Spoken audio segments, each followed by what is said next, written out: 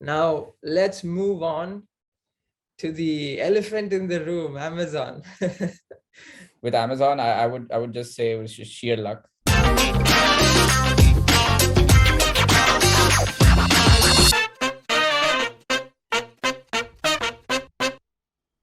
Okay, now let's move on to the elephant in the room, Amazon. Okay, so tell us about how that happened. So how exactly did recruiting, first question, how exactly does recruiting, how exactly did recruiting at Northeastern work? How did you firstly find companies to apply to? Okay, so Northeastern, they have a very good co-op program. So if you're not aware, co-op is basically um, you like for an international student, you're allowed to work during an academic semester. You can choose not to take any courses and just work full time, or you can do it part time. It's up to you. But they have their own internal like careers like page or portal where they list jobs, and students can just go up there. You need to meet a certain GPA requirement Mm. that they have. Once you hit that, you that gets kind of like unlocked for you, and you're able to view these jobs. So yeah, I mean that's great. They have these partnerships with these companies, and like students from Northeastern, they get preference. But I actually in fact didn't use the Mm. portal at all. And with Amazon, I would just say it was just sheer luck. Like Mm. I mean, I had not intended to join. It just kind of happened. So I've told this like it's not exactly like a story, but to people who have asked how I landed and offer Amazon, I just tell them that the trick that I was, even before I left US, I was applying to companies uh, online, just on LinkedIn, because I know that this was for a summer internship. So this I got to know from you, in fact, Mm. because you in the US at that time, and then you told me that these companies, they start looking for uh, they start taking applications early, like even 6-8 months before the actual Yeah. job. So yeah, I just started applying, and then I reached US, and then I got an email, just like an email that this is an online assessment. And then I didn't think too much about it at first. I was like, because it was just my first semester. So yeah, I gave the online assessment, and I got invited for the other round. There was a coding round. And then so the internship process for Amazon is like it's 4 rounds. And the third is like a behavioral, like a simulation type of thing. And the final round is like with it's a virtual interview. And then you get asked a coding question, and it's like a 45 minute. So yeah, I went through that whole process, and I had not expected, but like once I reached the final round, I was like really I really wanted to get in, because I felt like it's a good opportunity. And I like to think of it as a happy path. Like you get the internship, and then you get the return offer. And then so yeah, I think the constant source of stress for international students is getting a job, and then Mm. getting the return offer. And then they are kind of juggling the coursework with having to apply to universities I mean to jobs at the same time. And I could see this happening around me, because I was staying with with a bunch of people, with my roommates, who we went to the same university, and they were applying to 300, 400 companies. Wow. And I just feel like, yeah, I felt it worked out for me. I feel really lucky. So to give a number, I applied to around 80 companies. I got calls from 3. That might sound like a dismal number, but it's very common, because there's You have to so many expect for that. students. Mm. Yeah, they're applying for the same jobs. And so yeah. Yeah. So just to summarize things for the audience, your job search process was basically split into two components, right? Firstly, the internal careers website of your university, which you didn't use. And secondly, sort of self-initiated process. There's a self-initiated component as well, where you actively looked out for jobs on LinkedIn and you started applying. And you did Yes. that early. You were proactive. Yeah. So yeah, the key is I applied really early on. I applied in I think end of August. And End of August so for an internship that started in May or June. yes, so I started university fall 2019, and I applied in August 2019 for a position or summer internship 2020 that started in Wow. June. Yeah. Yeah, that's pretty early.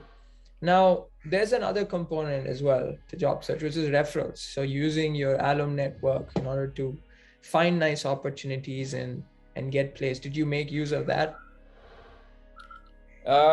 Not really.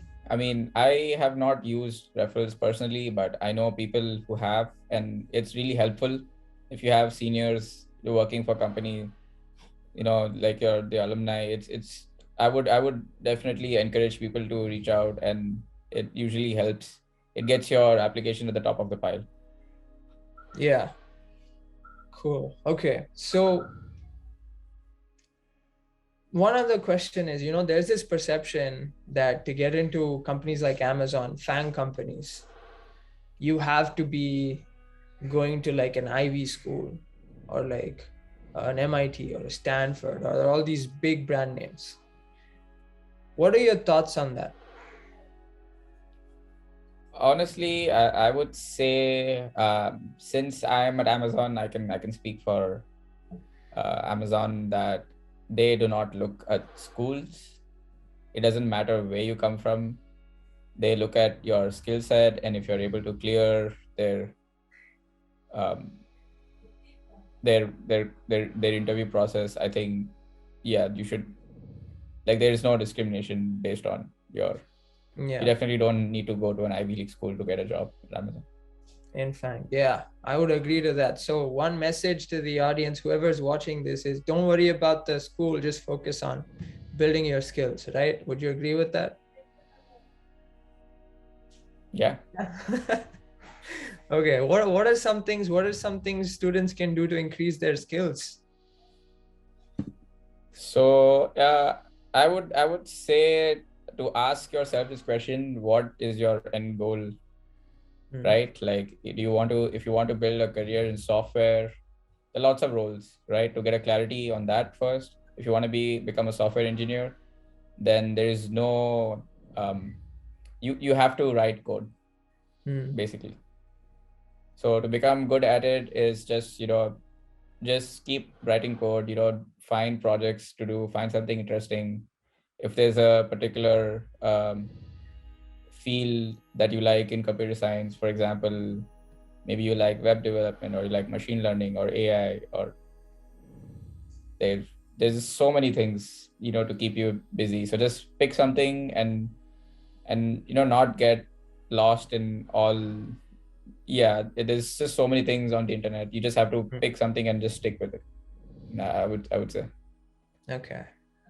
What is your final thoughts? Okay. What is your number one piece of advice for students currently in India that want to get to the US and get a job at a great company like Amazon and FANG? Number one piece of advice. Number one piece of advice would be definitely start early. Like, if you're thinking about, if you're in your second or third year of your engineering, you should be thinking about, you should have a good plan. And once you have that, you be fearless in your applications. Don't think, oh, this university is too ambitious for me, or this is too moderate, or don't try to play it safe, because obviously there's money involved, right? And it's your education, and it's a life-changing experience. So yeah, just be fearless, be confident, and just believe in yourself. Don't reject, yourself. Let Don't the self-reject. admissions committee do that. Yep. Yeah, that's a very important point, because a lot of students, they get intimidated looking at some universities and believe they can't get in, but you have to give it a shot.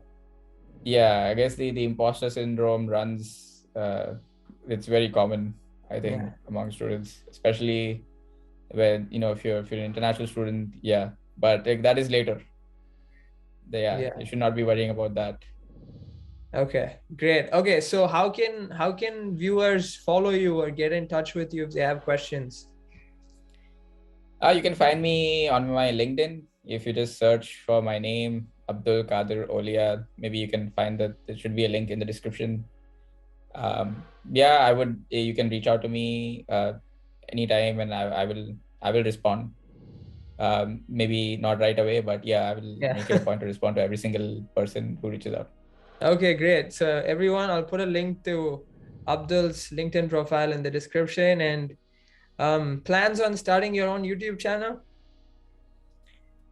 Sure, yeah. I was excited to do this video, and let's see. I hope for this video to do well, and if people find value in this, yeah, I might consider doing something uh, in the same vein as this. Yeah. So This was fun. everybody, like this video, share it with your friends, and subscribe to my channel so we can also get Abdul also to start his own channel and help more people, especially with a lot of computer science related stuff. But this was great, Abdul. It was nice catching up, man. And hopefully this conversation is helpful to so many people that have dreams similar to that of yours from a few years ago. Yeah, likewise. Thanks for having me. All right.